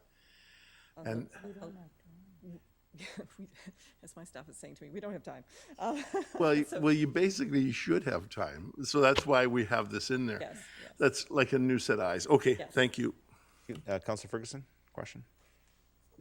Yeah, I too, I guess Councillor Woodward and others have already said that you're going to be getting back to us on the reduction of contribution to capital and what they might be, and also what council's role would be with that. I'm a big believer of keeping increasing the contribution to capital, not decreasing it. Yeah, if I may, through the chair, my question is, did I hear something about you wanted to bring this back in 2023 or increase it for 2023, the contribution to capital, if I may? The objective was to reduce it this year in order to meet our 3% target, and then bring it back in the following year. Okay, thank you. Thank you. Okay, move on to the next slide. So this is just a summary. 2.64 was the list of non-discretionary base budget changes, and then 0.39, the list of discretionary. So we're at 3.03% on this budget presentation. Okay, thank you. As well, similar to the utility budget, we have some one-times. So we present any one-times that are greater than $50,000, and these come out of prior year surplus and non-stat reserves and grants. Yeah, I've got a question from Councillor Woodward. Councillor Woodward. Yeah, I just wanted to ask where the number of 215 for the municipal election comes from. It seems higher than in previous election cycles. And where is that exactly? Halfway down. There it is, 215. Yeah, mail-in ballots. Maybe. Yeah. Because I noticed the election reserve is at 0. So is that the main primary reason that in previous years we would have, contributed that annually and then not seen a number of that size? I think we try to contribute on an annual basis, and then when we get closer to the election, we look at what our costs are going to be. You actually already predicted one of them. Part of the additional cost is for mail-in ballots. Part of the additional cost has been to have the chief election officer and the deputy election officer compensated in accordance with what the region is doing, because there's a heavy demand right now, and as well just some of the staffing numbers we anticipate for a full election that we're anticipating is going to be a rather robust experience.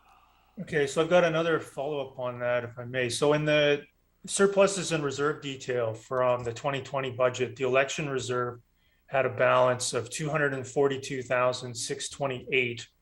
And in the one supplied to us just before Christmas, the election reserve has a balance of $1,765. What happened to that money? So that is assumed to be used in conjunction with this to. So the election is 500,000? Approximately.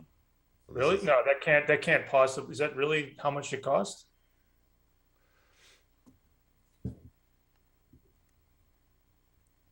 Did you want to get back to us on that? Yeah, if we could. Yeah. Can we flag it? We can bring back. Yeah, because it's not adding up. But if you want to get back to me on that, I'd appreciate it. Thank you. Yeah, thanks. All right. Oh, and Oh, I had sorry. one more. One if I more? may. Go ahead. Sorry. Yeah. Can I get the other items? I know it's only 110, but I always learn something when I see those. So if I could get those 7 other items, please, at 110,000. Sure, we'll do that. Okay, Councillor Richter. Yeah, I just wanted to go back to slide 20 again. And the fine print at the bottom says, in addition to salary wages, the position totals include revenue, cell phones, training, memberships, vehicle rentals, and other expenditures. Which positions get vehicle rentals? That is a standard line that we put in. I don't believe any of these particular positions have vehicle rentals included. It makes sure that we pick up all of their extraneous costs when we're doing these budgets. But just be clear, vehicle rentals, I understand, are internal. It's the way the fleet administers the vehicles is that departments have to pay a rental, but the rental comes to the Township of Langley. It's an in and out just to apply the expense to the appropriate department and appropriate person. Mr. Baca? Effectively correct, Your Worship. There's just a slight twist to it, and I'll just use an illustration. So if we were to add another salaried position, say a bylaw officer today, the ordering of the vehicle would take who knows how long. It would take a matter of months given the supply chain issues. So it may be necessary to rent in that short term. But as was said, I mean, that's an illustration. This is a catch-all category for those changes that may come and go through the years, for people that are being added or for positions that are being adjusted, when including things such as cell phones, training, memberships in the vehicles. As Sandra has said, it's not intended to represent any particular position. It's the catch-all signification in case there's a timing issue we have to address, and it would be relatively modest in terms of the impact of the overall number. Okay, and so do all of these positions get cell phones then too?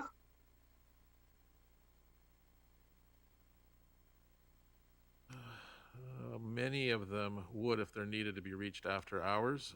It depends, like the firefighters I suspect would not. The energy manager probably would. The FOI person potentially yes, it depends upon the other FOI person. The safety coordinator likely yes. The financial analyst and probably not. The IT security operations is a contract, and the other two are reserve numbers. So I think that's our best estimate at the moment. Okay, so if we were just looking at salary and benefits then on these positions, what would those numbers be?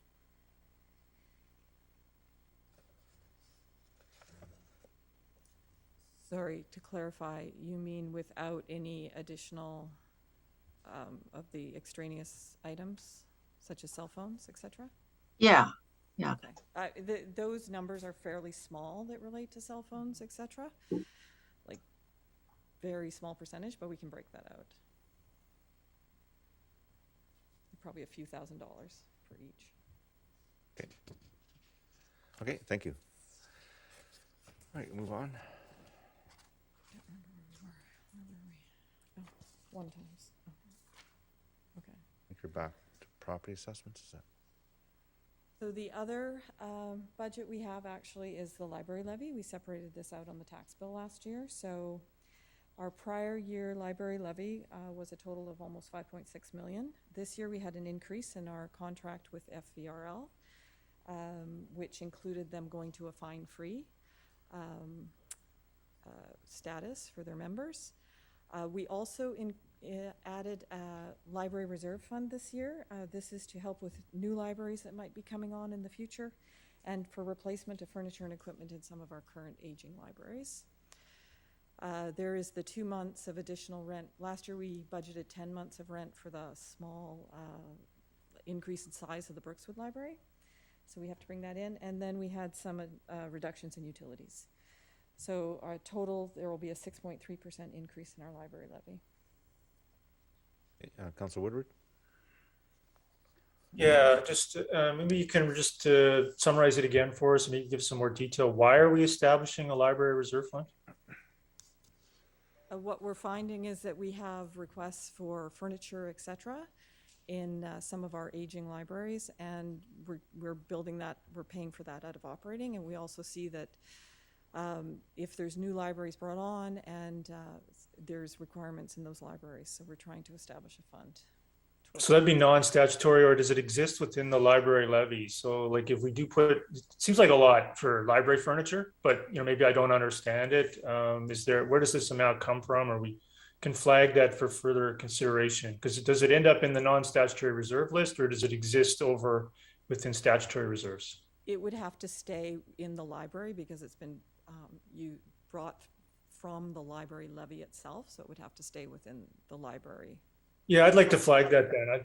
I know we look at this library levy as, kind of like water and sewer, but it's property taxes for services. So, that everybody's paying whether they use libraries or not. So I just want to know what it's for and generally why it is so much, in terms of, sounds like a pretty basic thing, chairs and tables. I just like $250 a year seems like a high number. Thanks. Thank you. Your worship, we can certainly bring that back, but a better example to give some context in the interim is it's effectively funds that can replace existing equipment, FF&E, but also to allow for the establishment of new libraries. So as an illustration, if Willoughby comes on stream, we're generally finding that when it comes time to fixture up a library with all of the things that go along with it, $1 million is not unreasonable in terms of setting the building up. Now, in this particular example, this is building a fund for it, but we can get more information about our past library expenses that we can try to circulate to give a context as to what those things are running, because it is surprisingly large. If I may, Mr. Mayor. Right, go ahead. Yeah, thanks. Mr. Beck, and I appreciate that response. That helps a lot in regards to new facilities potentially to even out a large increase in 1 year. I would like to get that broken down, and if we can also get an estimate of what the TIs for that Willoughby library are going to cost, I would appreciate it. Thanks. Okay, thank you. Councillor Arneson? Yes, thank you, Your Worship. Just there we go. Yeah, thanks. I don't have, I think, too much to add. I pressed my button before Mr. Backen actually made some comments, which I think are the most helpful. Just to put this in context, the library system that we have, I think it was really prudent and helpful for the township to separate this out from the property tax. This is a levy, and yes, it's true that when we have a levy and everybody pays for it, similar to other situations, there are many things in the township that I'd have to pay for, and in fact, I don't use myself, but that's one of the things that we do is we provide services for the community. And I would say that the library reserve fund to me would be most similar to, although I don't know that it's modeled on, but when the UCC was first put on board and it was going to be funded, there was a mechanism that also was very rational to consider instead of having a huge sticker shock when this came online, that we started putting money away for a variety of components of the ACUCC so that it wouldn't be all in one lump sum in a particular year. I mean, I'm happy to hear more about this. It's a very interesting conversation, one that doesn't actually get the same kind, I think, of detailed analysis, but I think there is a lot of information that is very valuable for us to understand in terms of being part of the FVRL and the library system. So in effect, I'm hoping that if we're getting more details, it might be supplemented by some of the budgetary information, because I do know that the administrative side of the FVRL meets regularly with township staff to talk about the budget and any increases that we can foresee as a result of getting new materials and also keeping up with employee and union requests. Okay, thanks. Thanks. Councillor Richter? I just wanted to make sure I understood. So the increase in the FVRL contract is because they've moved away from late fees on books? No, that is just one of the things that they went to this year, which added a small portion of that increase. The rest is staffing and mostly staffing, I believe, and general increases in inflation. Okay, thank you. Okay, thank you. I think you can move on. I know the other slides are fairly, seen these before. They're fairly informational. I think we'll go through them fairly quickly. Yeah, so I just added this slide. It's from the BC assessment site, which is, I know that there's been a lot of increases in property values in the township, so it's just a reminder that if you're within that, similar to the average change in property, then you will get the proposed increase that council has proposed. Higher or lower will be similar. Councillor Richter, you have a question? Yes, and I think it probably pertains to this slide, but also to the next one. In previous budgets, we've always talked about the estimated impact on the average assessed value house. And I note we're using representative house now, but is that representative house the average assessed value in the township? So it is what BC Assessment provides us as representing the average house. Okay, so I believe it was maybe last year, I thought it was 880,000. So the average house in Langley has now gone up to 1.029 million. I think we've had if I can recall from my assessment, 30% increase in values over the last year. Was the Single-family average. homes are probably around 34%. I believe that number was over 900,000 last year, but we can check. Okay, so in the past, my understanding was that if you had the average assessed value of, in this case, 1.029, then your property taxes would be the 3%. If you had a higher assessed value than 1.029, you'd pay more than the 3%. And if you had an assessed value lower than 1.029, you'd pay less than the 3%. Is that still the same formula that's working here? So it's more to do with the change in your assessed value versus what the average is. This is just a representative average household, so I don't think you can use that as the benchmark. It's if your increase was 50% and the average for the township was 34%, your taxes will increase. If More you, than, yeah, more than the what? 3% Yep. or the council approved increase. So I don't know if that Okay. helps. Okay, thank you.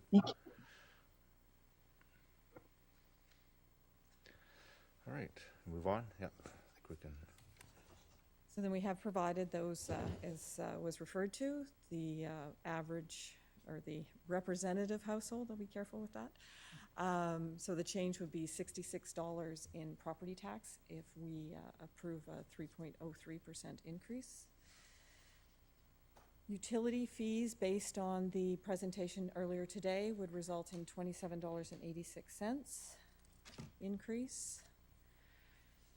And then we put it all into one slide, so including the library, water, sewer, solid waste, it would be a $99.72 increase for this representative household. Okay.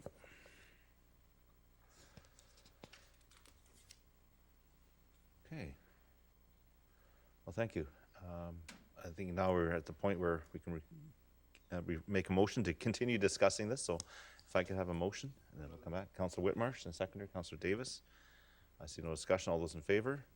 And opposed? Carries unanimously. Thank you. And there's also the same budget timeline slide.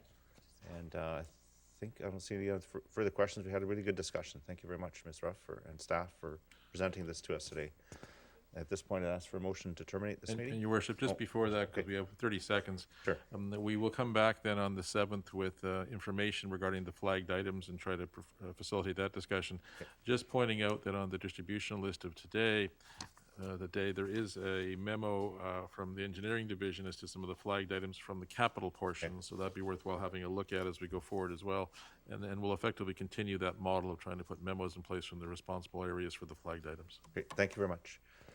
Okay, Councillor Davis moves termination. Councillor Whitmarsh seconds it. All those in favor? Opposed? Carried. We do have our regular meeting starting at 1 o'clock, and it's 1 o'clock, but... Oh, is it 1:30? Okay, I didn't see it. I looked at my calendar. So 1:30. Here, I thought I had to delay it. All right, 1:30. See you back here.